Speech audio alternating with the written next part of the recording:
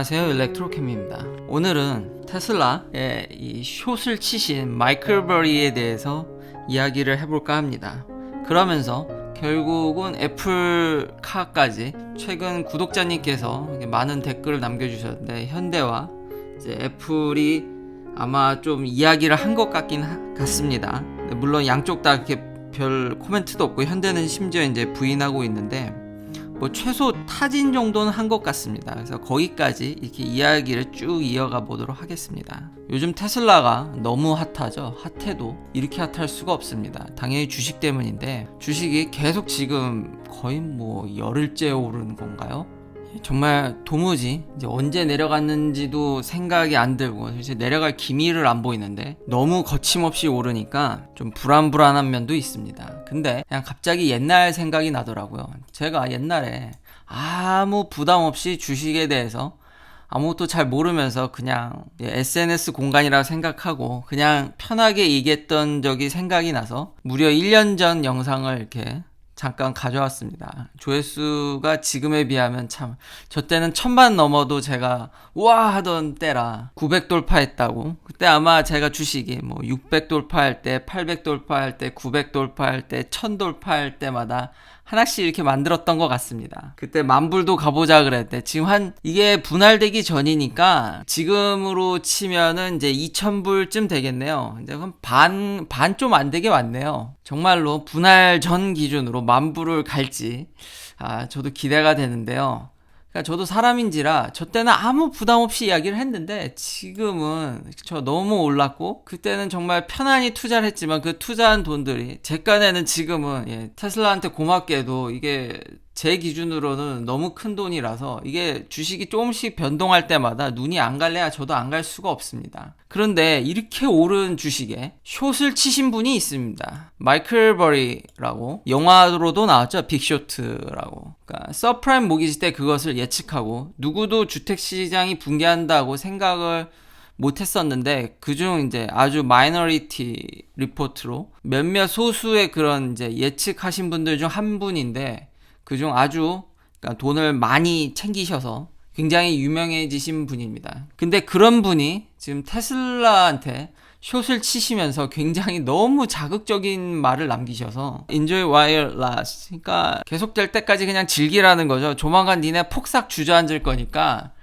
이런 무서운 말까지 하면서 이제 숏을 테슬라한테 치셨는데 이거 계속 누누이 제가 얘기를 하드리지만 지난해 테슬라한테 숏을 쳐서 손해난 금액이 40조 원이 넘습니다. 여기에 숏을 치신 분들이 그렇게 다 이렇게 만만치 않은 분들이셨거든요. 물론 마이클 버리도 대단하신 분이시지만 여기에 그 작년 동안 열심히 숏을 치신 분들도 장난이 아니신 분들이거든요. 이 숏이라는 게 그렇게 쉽지 않습니다.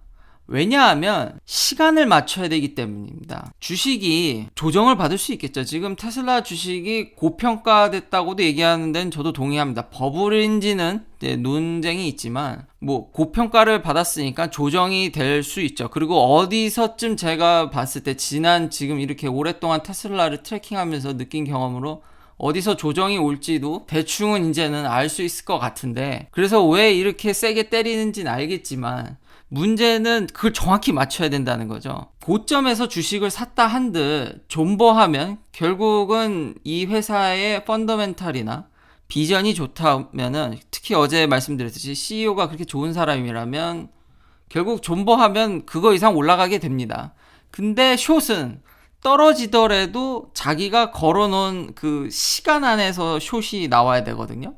그러니까 그걸 못 맞추면 손해가 어마어마한 거죠. 그러니까 결국 언젠간 조정을 받을 텐데 그게 자기가 예측한 기간 안에 터져야지 이분이 돈을 버는 건데 물론 이분은 지금 배우입니다. 빅숏에 나오는 한 장면인데 마이클 버리가 돈을 벌려면 자기가 예측한 그 기간 안에 터져야 되기 때문에 이건 되게 어려운 건데 제 생각에는 이렇게 될 확률이 높지 않을까라는 생각이 있습니다. 그러면 조정 포인트, 제가 생각한 조정 포인트가 뭐냐면 지난 테슬라의 딜리버리를 보면 하나같이 이 패턴을 벗어나질 못했습니다. 언제냐면은 바로 각 해의 1분기입니다. 그게 왜 그랬냐면은 지금까지 이때는 무슨 일이 있었냐면은 페더럴 텍스 크레딧이 반토막 나는 해였습니다. 그래서 일론 머스크가 계속 그 모델 3를 사라 엄청 트위터에 이제 종용했던, 우리 가격 안 내릴 거다, 안 내릴 거다, 이제 텍스 크레딧 엄청 날라간다 해가지고 사람들이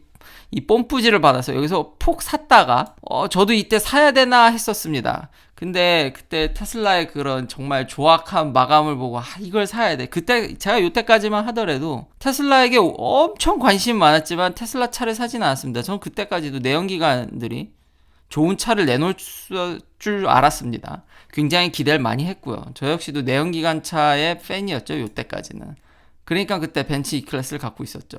근데 그러고 나서는 이 텍스 크레딧이 날아가니까 이 딜리버리가 거의 뭐 좀 과장 보태서 뭐 한 30% 날아갔죠. 그냥 푹 날아가게 됩니다. 그러니까 이제 무슨 일을 하냐면은 가격을 다운 시켜버립니다. 그 날아간 텍스 크레딧만큼 그때부터 이제 사람들이 좀 실망은 했지만 그래도 미리 구매하신 분들은 일찍 그 테슬라의 장점을 즐기셨고, 그렇게 배가 아프다고 뭐 댓글에서 그렇게 가격을 내리는 거에서 어떻게 생각하냐는 질문도 많이 올라오는데, 근데 내린 정도들이, 그러니까 모델 S나 X는 좀 너무 심하게 깎아가지고 미리 산 분들이 좀 가슴이 쓰리실 수 있으시나, 모델 3나 모델 Y 같은 경우는 정확히 그 텍스 크레딧만큼 날리고 있습니다. 요때도 그렇고요. 이제 완전히 날아가는 해죠, 요 해가. 그러니까 세금 보조가 그냥 중앙정부 보조는 완전히 날아가는 그 포인트마다 1분기마다 그 통상적으로 1분기에 자동차가 잘 안 팔립니다. 그러니까 그런 영향들까지. 그래서 이렇게 1분기에 딜리버리가 떨어지게 되거든요. 그렇기 때문에 이런 패턴을 지금 거의 3년 가까이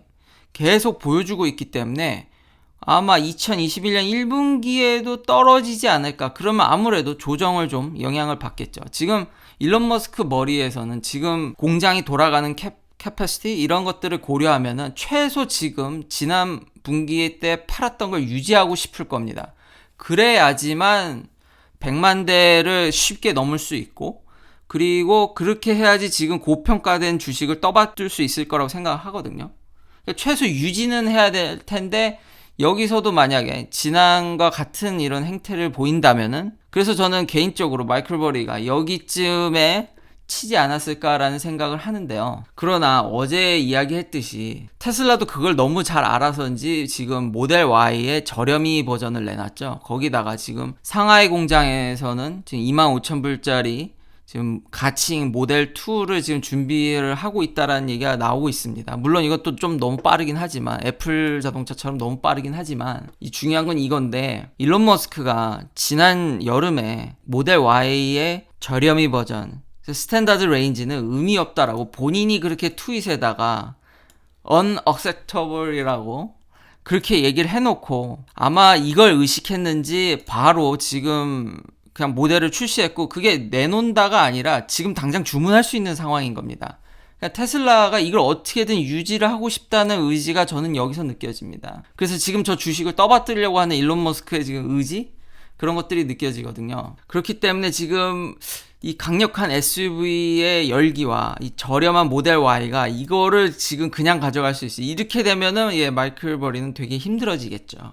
물론 저 저렴한 25,000불짜리 모델 2가 빨리 나오면 좋겠지만, 빨라야 아마 내년쯤 생산이 가능할 것 같고요. 그리고 저것도 아직은 그러니까 오리무중인 거죠. 저 저렴한 버전이 지금 일론 머스크가 얘기한 대로 괜찮게 나오려면 이 4680 배터리가 잘 돌아야 됩니다. 물론 양산이 가까워졌고, 지금 테슬라만 하는 게 아니라 파나소닉도 있고 LG도 있고, 지금 CATL도 이렇게 컨펌을 안 해주지만 다들 준비하고 있다. 지금 컨펌한 데는 파나소닉 하나인데 다른 데들도 지금 준비한다는 얘기들이 많습니다. 그러니까 될 확률이 높지만, 배터리라는 게 이게 포맷만 바뀌어도, 안에 케미스트리는 똑같아도 포맷만 바뀌어도 양산에서 뭔 일이 터질지 모르기 때문에 요것도 지켜봐야 되고요.